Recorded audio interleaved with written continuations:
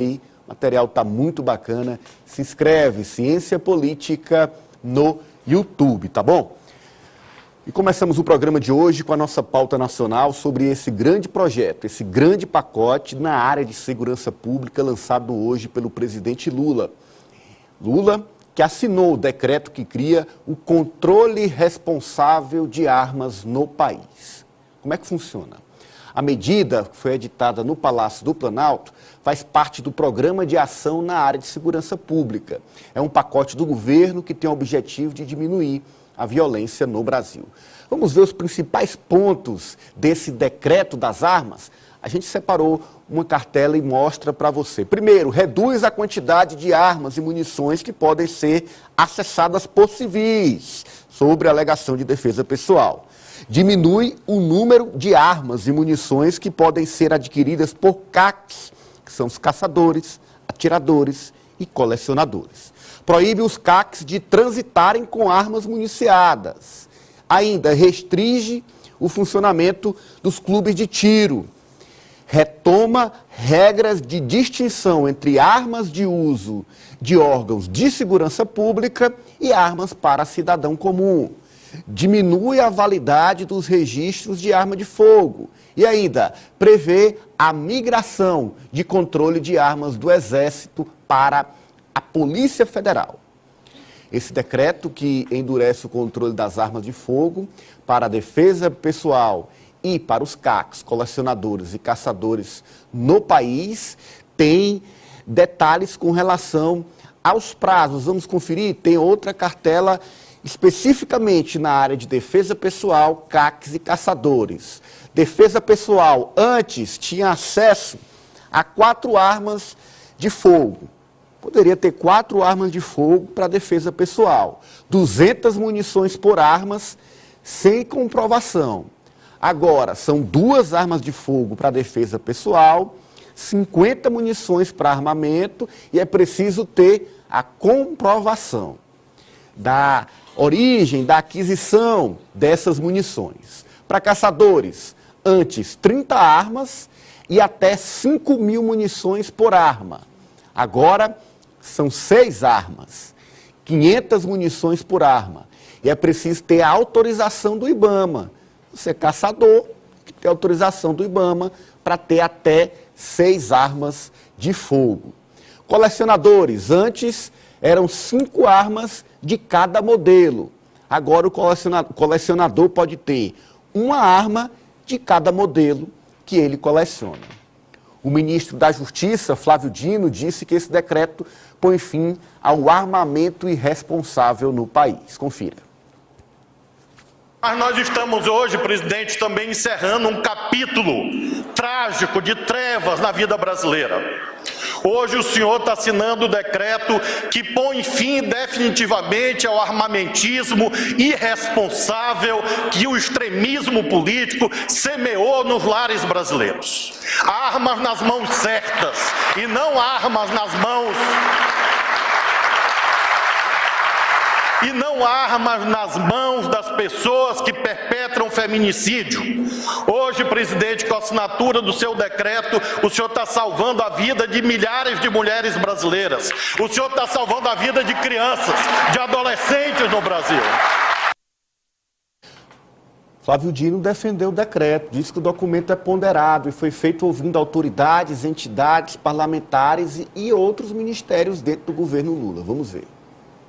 E nós estamos fazendo um decreto ponderado. Nós ouvimos todo mundo, secretário Tadeu, secretária Michele, que está lá, a sua equipe da Casa Civil, nós ouvimos parlamentares, entidades, e é um decreto ponderado, um decreto equilibrado, e que reduz o número de armas, faz com que armas de uso permitido passem a ser de uso exclusivo das forças de segurança, limita a expansão irresponsável de clubes de tiro e fortalece a fiscalização, para que quem for eventualmente atirador esportivo, seja atirador esportivo de verdade, para que eventualmente seja colecionador, caçador, seja de verdade, e não haja portas abertas para fraudadores e para a entrega e desvio de armas para as quadrilhas e organizações criminosas. O armamentismo irresponsável fortaleceu as facções criminosas no Brasil, porque essas armas foram parar exatamente em parte com essas quadrilhas. O presidente Lula disse que não é possível permitir arsenais de armas nas mãos de pessoas. Confira. Olha, uma coisa é um cidadão ter uma arma em casa de proteção, de garantia, porque tem gente que acha que ter uma arma em casa é uma segurança. Que a tenha. Mas a gente não pode permitir que haja arsenais de armas na mão de pessoas. A gente não pode permitir. Foi? Muito bem. Osmando, tá aí. A gente fez um panorama geral, o projeto é bastante amplo, mas ele apresenta, em suma, ações do governo, decreto, já passa a valer a partir da publicação desse decreto, ou seja, são imediatas no intuito de reduzir a circulação de armas no país. Na prática, significa o quê, Osmando? Significa um controle e o fim da farra, né? Porque, na realidade, o que ocorreu sob o governo passado foi uma farra irresponsável, deliberada, para armar a população sob o argumento falso e mentiroso de que a população tem que se armar para se defender, quando a obrigação de defesa sobre a criminalidade no país, sobre as mortes, os assassinatos cometidos no país durante o ano de 2022, revelam uma pequena queda de 2,4% no país inteiro. Mas os estados do Sul e Sudeste tiveram um crescimento, em quase todos eles, um crescimento absurdo, em cerca de 24%, em 14 estados, houve um crescimento de 24% no número de mortes. E coincide isso exatamente com o aumento absurdo, sobretudo em Minas Gerais, Santa Catarina, Paraná, do número de armas em poder da população. Em todos esses estados, houve um crescimento exorbitante do número de armas na mão das pessoas. Então, este decreto vem na hora certa, vem para coibir uma farra escandalosa, criminosa, que estava levando realmente muitas pessoas à morte. Há outro detalhe, não é sem razão que os ataques a escolas, os principais deles ocorreram em Santa Catarina e no Paraná, exatamente nos estados onde houve aumento da criminalidade e onde houve o aumento exorbitante e abusivo do número de armas na mão da população. Muito bem, o João Carvalho já está aqui com a gente. Boa noite, João. Boa noite, Nanias, Kátia, França e todo o meu norte do Brasil e os Osmando lá em Maceió. Muito bem. Kátia Danges, me chama a atenção um ponto que diz respeito às ações do governo no sentido de garantir que quem seja colecionador, de fato seja colecionador. Quem quer ser atirador, de fato seja atirador. Quem quer ter uma arma para sua proteção em casa, que tenha uma arma para a sua proteção em casa. E que não se desvirtue a partir desse ponto, ao ponto de se estabelecer um acúmulo de armas dentro de casa e, às vezes, essas armas pararem até com os criminosos, que foi o que argumentou o ministro da Justiça, Flávio Dino. Ou seja, você garantir o direito de quem quer ter que tenha, mas garantir que esse acesso não seja desvirtuado para abastecer organizações criminosas no país. Você acha que, pelo texto construído aí, está suficiente para buscar isso? Claro que vai precisar de fiscalização, de acompanhamento. Muita fiscalização. E agora pela Polícia Federal, né, que será responsável por isso. Muita fiscalização, porque a gente sabe que quando fica proibido, fica mais caro, tem aí o mercado paralelo e tal, mas da forma que estava. Tem uma modalidade, o João conhece muito mais esse assunto do que eu, 75 mil munições por ano. O cidadão precisa mesmo ter direito a comprar 75 mil munições por ano, seu Zé? Tem alguma lógica?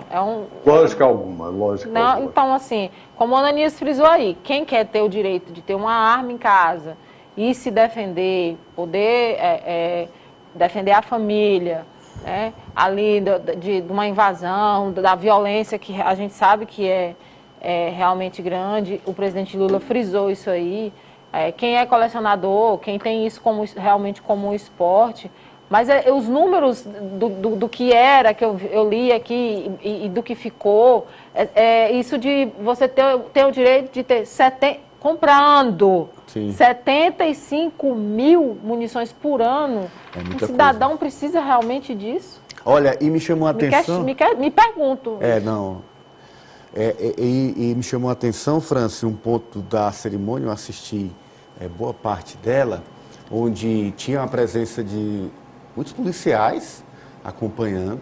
O presidente Lula até disse, olha, o policial, ele é um servidor do Estado, ele exerce uma função de Estado, ele não está subordinado a nenhum presidente, a nenhum governador, subordinado no ponto de dever uma fidelidade, como a gente viu no passado recente.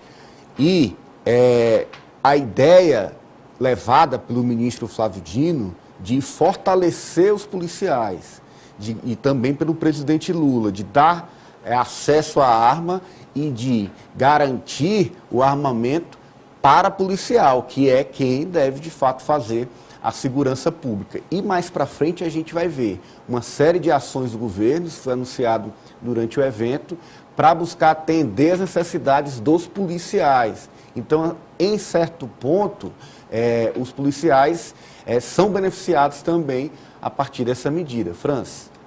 Ananias, ao longo do governo Jair Bolsonaro foram editados cerca de 40 decretos flexibilizando o uso de armas em números que eu concordo realmente eram bem exagerados, porque anteriormente, como a cartela mostrou, cada cidadão para a defesa pessoal poderia ter até 4 armas, sendo 200 munições para cada arma por ano, o que daria 800 munições. E aí, fazendo a média por ano, seria mais de 2 tiros que seriam ali disparados a cada dia, o que realmente não faz nenhum sentido. Então, eu vejo esse decreto hoje editado pelo Lula como um decreto que condiz mais com a realidade quando você fala em defesa pessoal, e o que acontecia com essa flexibilização em muitos casos é que havia uma facilidade no acesso a bandidos, traficantes também dessas armas, porque muitas pessoas, apesar do treinamento,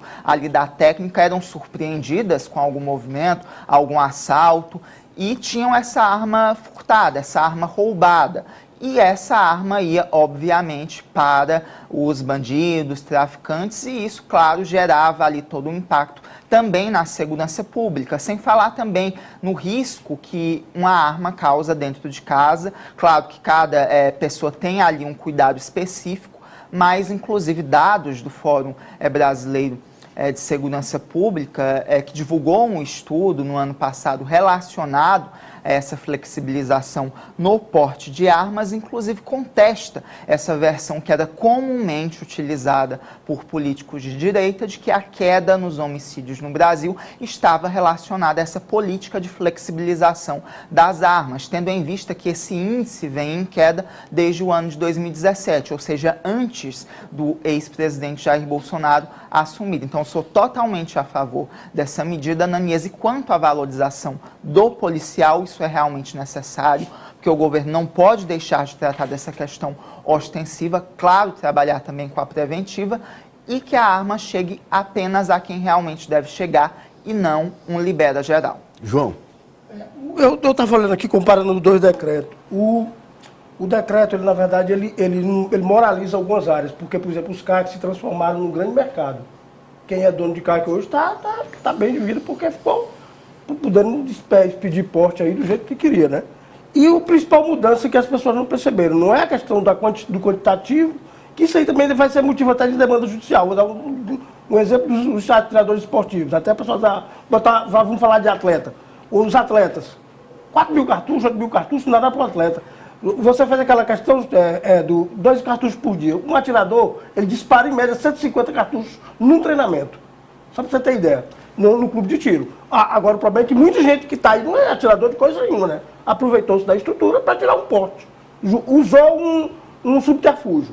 Então o que acontece? O principal, que as pessoas não perceberam, não é essa questão da limitação. O principal agora foi a mudança da expedição, que passa a ser da Polícia Federal. Deixa de sair do Exército e vai para a Polícia Federal. Porque o Exército ele tem uma política diferente.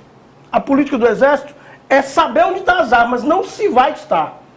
Não é a questão do quantitativo, não vai estar. E saber se aquela pessoa tem antecedentes criminais. No Exército a base é essa. Por exemplo, se você serviu a um R2 da reserva do Exército, você tira com facilidade. O cara olha teu conceito quando tu foi militar, o cara nem vai pedir mais nada. Muito dificilmente. Faz alguns checagens, é claro, mas o Exército tem essa.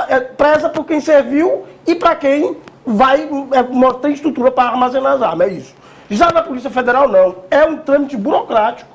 Tem um monte de certidão, solicitação de necessidade. Por exemplo, eu dou um exemplo. Uma pessoa da minha família tirou agora um porte funcional, que é aquele que não está vinculado à arma, mas ao CPF, pode andar com qualquer arma. Essa pessoa tirou um porte agora. O que aconteceu? Teve que o secretário de Segurança do Estado fazer o atestado, o secretário de Fazenda, que a pessoa era da Fazenda, e ainda o responsável direto pelo departamento que ele trabalhava. Para justificar a necessidade. 3 atestados você tem que ter de idoneidade. De autoridades máximas na área que você trabalha. Não é aquela brincadeira, não. No Exército, não. Era uma forma de prestigiar o cara que serviu. Era como se estivesse armando a reserva. Como se faz em muitos países, os reservistas sempre têm vantagens porque eles estão chamados em caso de uma contingência, né? Tanto que é chamado exército de contingência. Então, a principal mudança é essa. Quanto aos números aí, eu acho que os números ficaram racionais. Não tem porque um cara pegar e ter 30 armas, e ainda tem um detalhe. Se a arma for muito antiga, o colecionador, ele consegue comprar mais. A própria lei já prevê usar as exceções. Por exemplo, você tem um canhão da Segunda Guerra, você pode ter em casa, não tem problema. Sim. Por quê? Porque Segunda Guerra não dá ainda não. Tem que ser mais de 70 anos, né? Nos Estados Unidos também tem uma lei semelhante a isso. Se for uma arma muito antiga, que não tem uma efetividade de uso e que realmente é para colecionador, porque, me diga um exemplo, o colecionador compra 10 AR-15, ele está colecionando o quê? Ele está montando um grupo de mercenários, né? É aquele ponto que... Não tem coleção, você compra a mesma arma 15 vezes? É aquele ponto que o presidente Lula deixou muito claro aí na fala dele. Não dá para ter pessoas com arsenal de armas dentro de casa. Quem quiser ter uma arma para se proteger, ok. Agora, e quem for colecionador, que tenha um modelo de cada. E outra coisa, o governo tomou uma medida para não criar um problema, que ia ser um problema, que é ter um enfrentamento de novo entre bolsonaristas e lulistas, que era a questão de caçar quem já tem. Não foi caçado. Ele não caçou de quem já tem. O que foi reduzir os benefícios. Quem já tem vai estar garantido lá, a portaria prevê. Que quem já tem fica estabelecido aquilo ali. Sim. Que é o famoso direito adquirido. Que na verdade nessa área não existe direito adquirido, porque é uma demanda do executivo, é o poder discricionário do presidente. Ele define. Mas o presidente, por exemplo, o pessoal da área do Marcos Flávio Dino do PT, queria que ele fizesse a apreensão. Ele disse, não, vamos fazer a recompra. Só que a recompra não funciona hoje em dia. Por quê? Porque as armas estão caras. O governo quer dar R$1.000 para uma arma que vale 5 mil. Não tem valor de mercado. Arremata, Osmano. Mas o João tem razão. Eu acho que esse ponto de tirar do Exército, que se revelou tecnicamente incapaz de fazer o controle, e transferir para as mãos da Polícia Federal, que tem expertise nisso, que tem experiência, que tem aparelhamento, tem condições técnicas e operacionais de fazer o controle, eu acho que isso realmente vai mudar muito porque... mas eu acho, João, que uma das medidas mais racionais do decreto é a limitação rigorosa da compra, da aquisição de armas de uso restrito, como as pistolas e fuzis, as pistolas de 9mm e os fuzis. Isso foi realmente reduzido de forma drástica e, evidentemente, quem tem um fuzil dentro de casa ou na sua empresa provavelmente não esteja apenas pensando na sua defesa pessoal. Tem outros objetivos e isso foi liberado de forma espantosa durante o governo passado. Olha, É bom esclarecer que há uma diferença entre o porte e o registro. O porte, o registro ainda vai ser permitido. Qualquer cidadão pode comprar armas. Só que ele se responsabiliza, ele dentro da casa dele, ele não tem nenhum problema com a lei, ele pode ficar 1 milhão de anos com o registro dentro da casa dele, que não é crime. Mas se for durante uma operação por uma conduta inidônea, por um acusado de um crime, aí ele é autuado. Por quê? Porque a pessoa não tem o conceito para possuir a arma. Então é bom que a gente também esclareça isso. Já na rua, eu acho que cada vez mais a tendência é o que é? É se manter o armamento em casa. Quem tem vai usar para defesa pessoal. Se o cara pulou seu muro, meu amigo, ele assumiu o risco. É aquela história que eu sempre digo do assaltante. O cara que vai para o assalto e leva um tiro, é acidente de trabalho. Muito bem, olha, esse programa de ação na segurança também prevê, além do decreto das armas, o envio de projeto de lei para a Câmara dos Deputados que endurece as penas de crimes contra a democracia.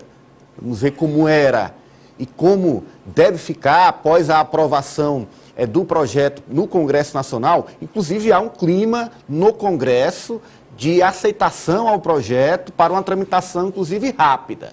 Qual vai ser a prisão para crimes contra a democracia?